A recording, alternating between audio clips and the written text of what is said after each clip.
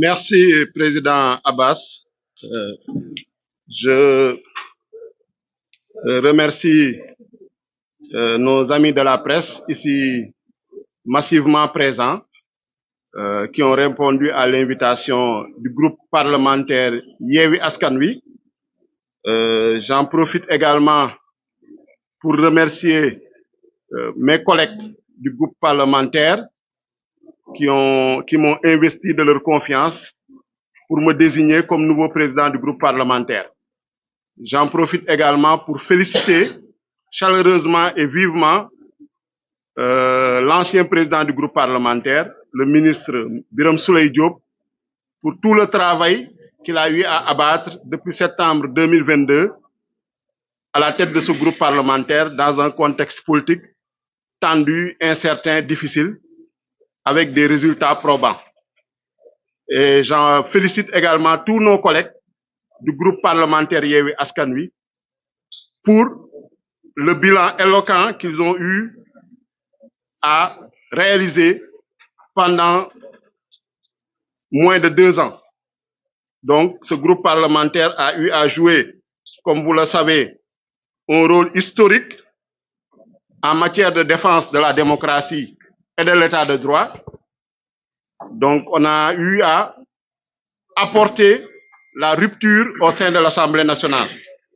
Elle s'est traduite notamment par plusieurs actions, la multiplication des questions écrites. On peut dire actuellement que le groupe parlementaire a eu à déposer près d'un millier de questions écrites. Près d'un millier de questions écrites. Au moment où on parle, le bilan global est en train d'être fait. Également, en termes de commission d'enquête parlementaire qu'on a eu à proposer au sein de l'Assemblée nationale, au bureau de l'Assemblée nationale, les questions d'actualité, les questions orales, la saisine du Conseil constitutionnel. Il faut rappeler que c'est grâce à ce groupe parlementaire que l'élection présidentielle n'a pas pu être reportée en décembre 2024.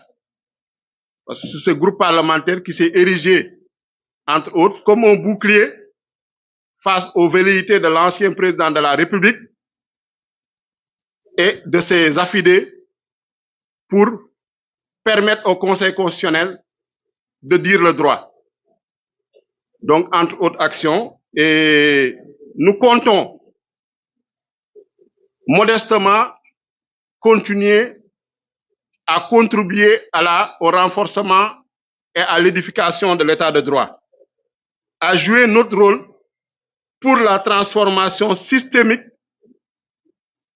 du Sénégal, à jouer également notre rôle de représentant du peuple. Nous avons organisé aujourd'hui un séminaire pour analyser le document pluriannuel de programmation économique et budgétaire, qu'on appelle communément DPBEP, 2025-2027, et qui sert de référence à l'élaboration de la loi de finances de l'année. Donc c'est ce document qui sera présenté par le ministre des Finances le samedi 29 juin à l'Assemblée nationale. Et nous comptons jouer, comme toujours, notre partition pour défendre les intérêts du peuple et pour défendre les intérêts des Sénégalais. Nous allons, comme je l'ai dit, jouer notre rôle de représentant du peuple au sein de l'hémicycle à travers l'élaboration, le contrôle de l'action du gouvernement, le vote des lois, l'évaluation des politiques publiques. C'est ça le rôle de l'Assemblée nationale. Contribuer à avoir une Assemblée nationale de rupture, comme eut à le dire le président Bassirou Diomaye Faye et le Premier ministre Ousmane Sonko, faire en sorte que le slogan Djoub, Djoubal, Djoubanti soit une réalité également à l'Assemblée nationale. Parce que dans le projet porté par le président Bassirou Diomaye Faye, il est bien inscrit qu'il compte renforcer les institutions, notamment en donnant plus de pouvoir à l'Assemblée nationale, en renforçant les moyens humains, les moyens financiers, les moyens matériels de l'Assemblée nationale et en renforçant la séparation des pouvoirs. C'est un des axes majeurs et prioritaires du projet de transformation systémique. Et nous allons nous inscrire pour matérialiser cela. Effectivement, l'Assemblée nationale doit jouer son rôle de contrôle de l'action gouvernementale. Malheureusement, nous avons noté encore quelques insuffisances liées notamment au fait que le bureau, qui est dominé par des députés de l'ancien régime, ne joue pas réellement son rôle.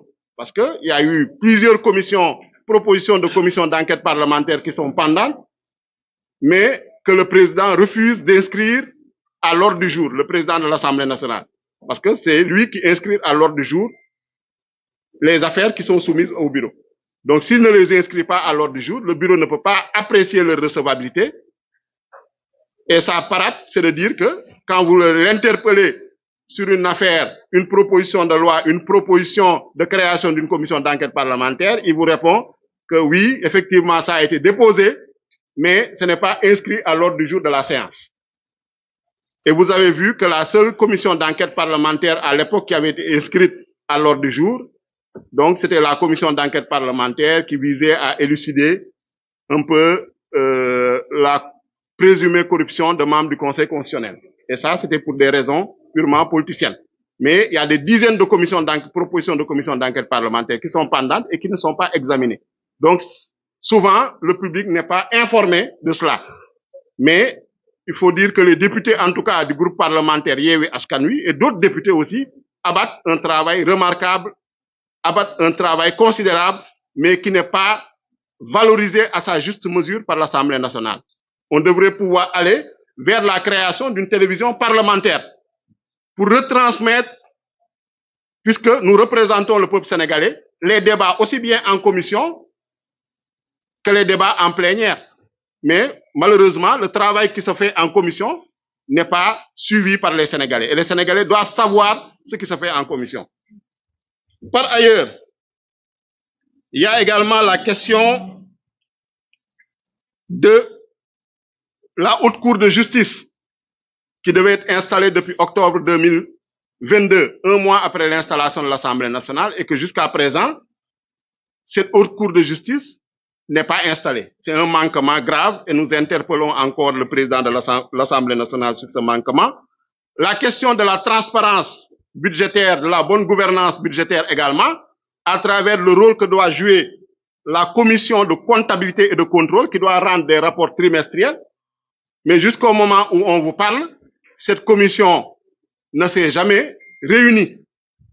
À l'époque, Guy Marius Sagna en assurait la vice-présidence et il a eu à interpeller plusieurs fois le président de la commission et le président de l'Assemblée nationale. Mais cette commission-là ne s'est jamais réunie et le budget de l'Assemblée nationale est exécuté dans une opacité totale. Donc ça aussi, il faut le souligner. Et il y a des efforts de rupture à faire également dans ce domaine-là. Et nous allons continuer à nous battre pour cela. En termes de perspective, effectivement, c'est de continuer notre travail en interpellant le gouvernement par des questions écrites, par des questions orales, par des questions d'actualité, des propositions également de commissions d'enquête parlementaire. Par exemple, on a vu récemment que le gouvernement du Premier ministre Ousmane Sonko a pris l'initiative de créer une commission de vérification des titres sur le domaine public maritime. Nous pensons que l'Assemblée nationale, qui représente le peuple, et quand on dit que les ressources naturelles appartiennent au peuple, aurait dû elle-même mettre en place une commission d'enquête parlementaire. C'est à notre grand étonnement que l'Assemblée nationale, qui a été invitée à siéger dans ce comité, dans cette commission de vérification des titres sur le domaine public maritime, pour apporter la lumière sur l'opacité, la bamboula foncière qui sévit sur ce milieu-là, que l'Assemblée nationale a refusé de siéger. Et nous, en tant que groupe parlementaire, nous dénonçons cela puisque c'est, en tout cas, un déni de du législateur de jouer son rôle de contrôle de l'action gouvernementale. Nous aurons dû siéger parce qu'actuellement, l'Assemblée est en train de siéger dans des conseils d'administration, dans d'autres commissions. L'Assemblée siège dans pratiquement tous les conseils d'administration des sociétés nationales. Donc, on ne peut pas nous parler ici de séparation des pouvoirs. La séparation des pouvoirs, ça ne veut pas dire que les pouvoirs ne doivent pas collaborer entre eux. Donc, nous devons continuer à jouer ce rôle-là et nous pensons que l'Assemblée nationale, en tout cas, a failli sur ce plan-là à sa mission. Nous allons, en tant que groupe parlementaire, prendre des initiatives pour faire des visites au niveau du littoral, pour faire des visites, aller vers les Sénégalais, pour, en tout cas, avoir une meilleure compréhension des problèmes des Sénégalais et travailler en étroite collaboration avec le gouvernement pour y apporter des solutions. Voilà, en tout cas, la mission que l'on s'est assignée.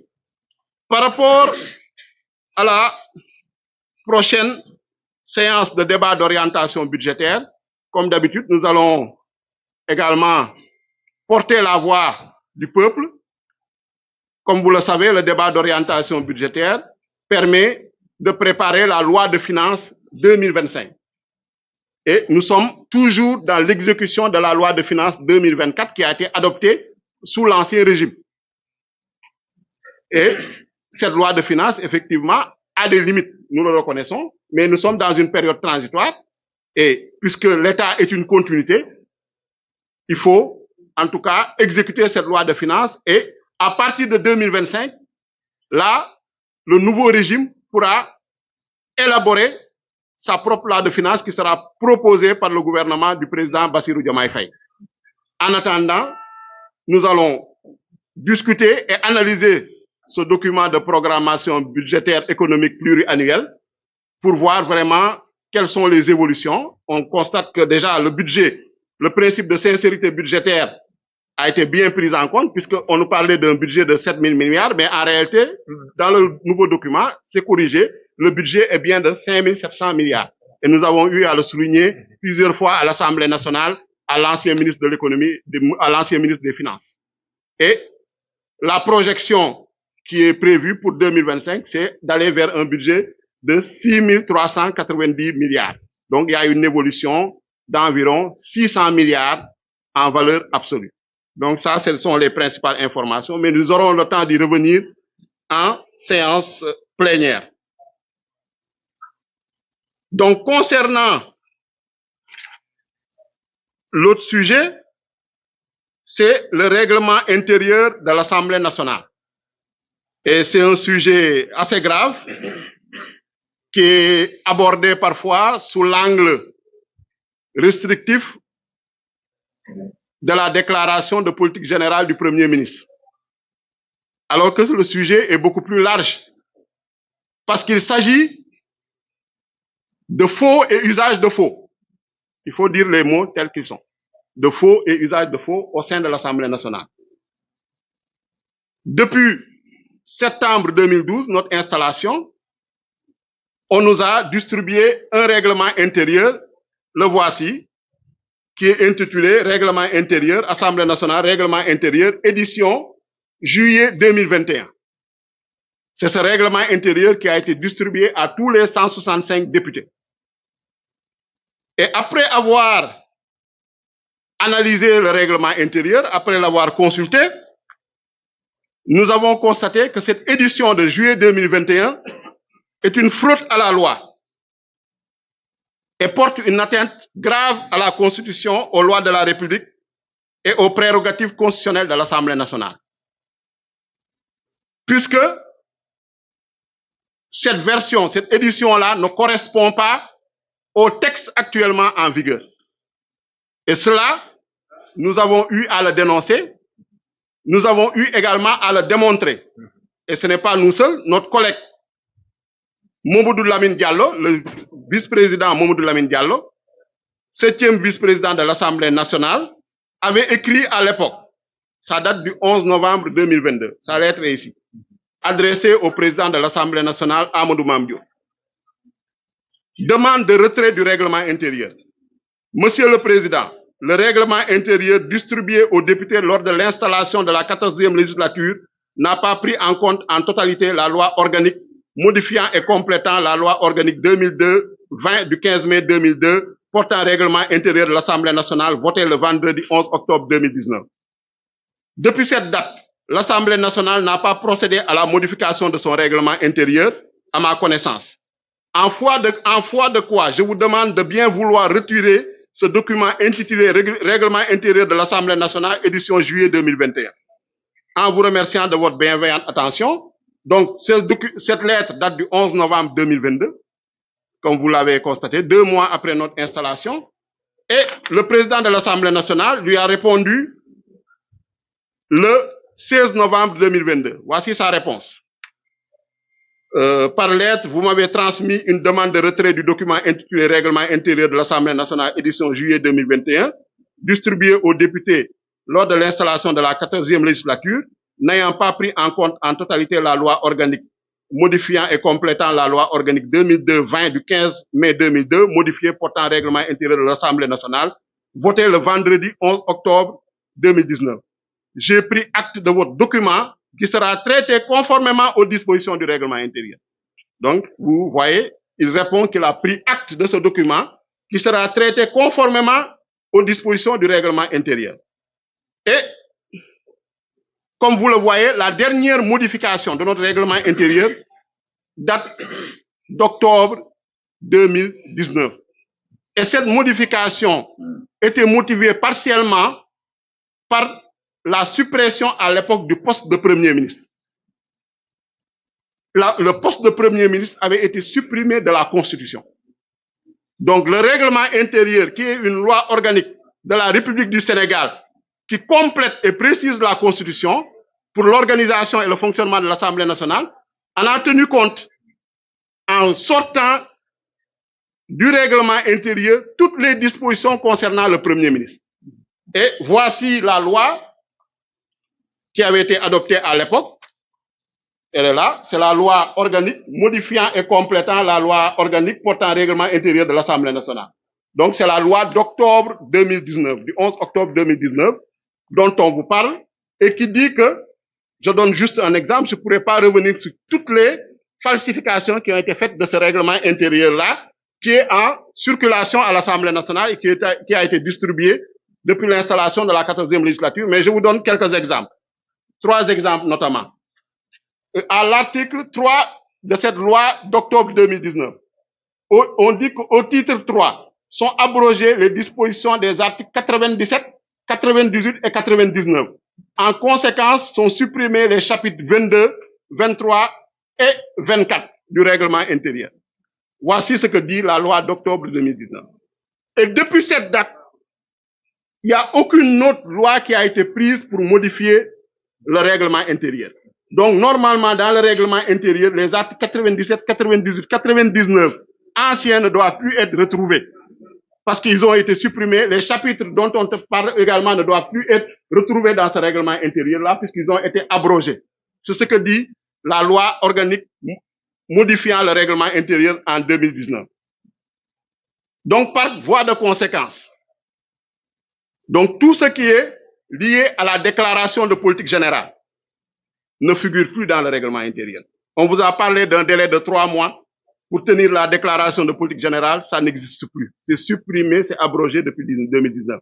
Le délai de saisine de 8 jours pour tenir la déclaration de politique générale dans les 3 mois ne figure plus.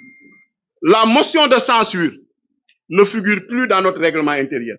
La question de confiance ne figure plus dans le règlement intérieur.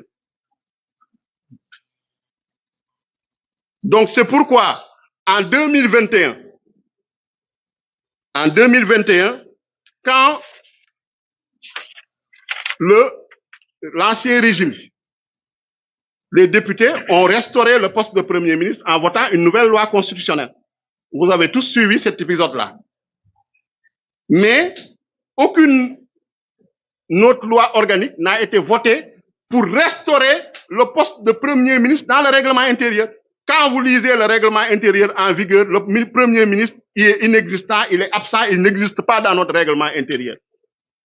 C'est ça la vérité. Malheureusement, certains, en tout cas, dont il faudrait situer les responsabilités, puisque c'est avant notre installation que ce document-là, qui est édité en juillet 2021, donc a été confectionné, et lors de notre installation, il nous a été distribué. Et dans ce document, vous voyez, vous allez à l'article 97, on vous parle de déclaration de politique générale, alors que ça a été abrogé depuis 2019. Article 98, on nous parle de questions de confiance, alors que ça a été abrogé depuis 2019. Article 99, on nous parle de motion de censure. Ça a été abrogé depuis 2019. Donc, actuellement, il n'y a aucune disposition dans le règlement intérieur qui permet d'organiser, de préciser les modalités d'organisation et de tenue d'une déclaration de politique générale, d'une motion de censure et d'une question de confiance. Vous allez me dire, oui, mais c'est prévu dans la Constitution. Bien sûr, c'est prévu dans la Constitution. La Constitution, le constitutionnaliste, le législateur constitutionnel a fait son travail. Mais celui qui n'a pas fait son travail, c'est nous, en tant que parlementaires, de réviser le règlement intérieur suite à la révision constitutionnelle restaurant le poste de Premier ministre. Du coup, actuellement, la déclaration de politique générale est absente de notre règlement intérieur.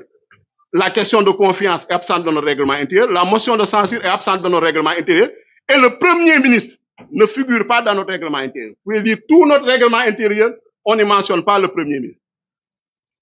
Donc c'est une faute grave de falsifier ce règlement intérieur pour y rajouter frauduleusement des dispositions qui n'existent pas. Mais nous, en tant que parlementaires, nous avons fait notre devoir en saisissant le président de l'Assemblée nationale, qui est l'autorité compétente, pour lui faire signaler ce problème depuis novembre 2022. En décembre 2022, notre collègue, membre du groupe parlementaire Yewwi Askan Wi, Guy Marius Sagna, a écrit au Premier ministre Amadou Ba pour l'informer de la falsification du règlement intérieur et de parler de l'impossibilité de tenir la déclaration de politique générale. Mais ils ont passé outre. Ils ont fait un passage en force. Nous constatons que le président Amadou Mame Diop avait répondu en novembre 2022 en disant qu'il allait traiter la demande soumise par le député Mamadou Lamine Diallo. Nous nous sommes dit que nous avons cru de bonne foi qu'il allait le faire. On leur a donné un délai raisonnable. Mais depuis novembre 2022, on est aujourd'hui au mois de juin 2024, rien n'a été fait. Aucune disposition n'a été prise, aucune initiative, aucune mesure. Et ce sont ces mêmes personnes qui nous parlent de oui, il faut tenir la déclaration de politique générale, oui, il faut la motion de censure, oui, la question de confiance. Alors qu'il suffisait simplement qu'on réunisse l'Assemblée nationale, qu'on rétablisse ces dispositions qui figuraient dans l'ancienne version avant 2019, avant octobre 2019, et que les députés votent et qu'on le remette dans le règlement intérieur pour régler le problème définitivement. Et je dis que nul ne peut se prévaloir de sa propre turpitude. Donc, il faut qu'en tant que parlementaire, il est de notre responsabilité de régler ce problème-là, de réviser le règlement intérieur pour restaurer le poste de Premier ministre, pour réintégrer les dispositions concernant la déclaration de politique générale, concernant la question de confiance, concernant la motion de censure et toutes les autres questions qui y figuraient faisant référence au Premier ministre. L'audition du Premier ministre actuellement, elle est impossible puisqu'elle ne figure pas dans notre règlement intérieur. Parce que nous, à l'Assemblée nationale, ce qu'il faut savoir, quand nous sommes en séance, il nous est permis de dire rappel au règlement. Quand il y a une violation de procédure, il y a une disposition qui permet de faire un rappel au règlement. Mais si la disposition ne figure pas dans le règlement, vous ne pouvez pas faire de rappel au règlement parce que vous ne pouvez pas faire un renvoi à la Constitution. Cela n'est pas accepté. Donc, il faut que forcément ça figure dans le règlement intérieur pour que ça puisse être organisé, ça puisse être, en tout cas, faire l'objet d'une procédure comprise, d'une procédure intelligible, puisqu'on est dans un état de droit, on est dans un état organisé, on n'est ni au marché, ni dans un louma, ni dans une foire. On est dans un état, l'Assemblée nationale, c'est une institution sérieuse. Donc, il faut qu'on se respecte. On ne peut plus se contenter d'arrangements boiteux, on ne peut plus se contenter de compromis, en tout cas boiteux, pour organiser nos séances. Il faudrait que ce soit basé sur le règlement intérieur qui seul fait foi. Donc voilà la situation juridique que nous traversons actuellement. Nous avons interpellé le président de l'Assemblée nationale, nous avons interpellé les députés de la majorité qui, bon, ça ne les dérange pas. Ils disent que oui, bon, ça a toujours été fait comme ça. Oui, le Premier ministre Amadou Ba est venu à l'Assemblée nationale, il a fait sa déclaration de politique générale. Mais est-ce qu'on doit continuer dans la fraude à la loi? Est-ce qu'on doit continuer dans la tricherie? Est-ce qu'on doit continuer dans la violation du règlement intérieur et de la Constitution? Non. Il faut que les gens respectent la Constitution, il faut qu'on respecte notre règlement intérieur. Donc l'Assemblée nationale est encore interpellée pour corriger cette grave entorse au droit, cette grave entorse à l'état de droit, à la séparation des pouvoirs et à l'équilibre des pouvoirs au Sénégal. Donc je pense que j'ai été assez clair, assez compréhensible par tous les Sénégalais, en tout cas ceux qui peuvent nous suivre en français. Je vais laisser ma collègue, la présidente Aïcha Touré, venir s'exprimer en Wolof. Je vous remercie en tout cas de votre aimable attention.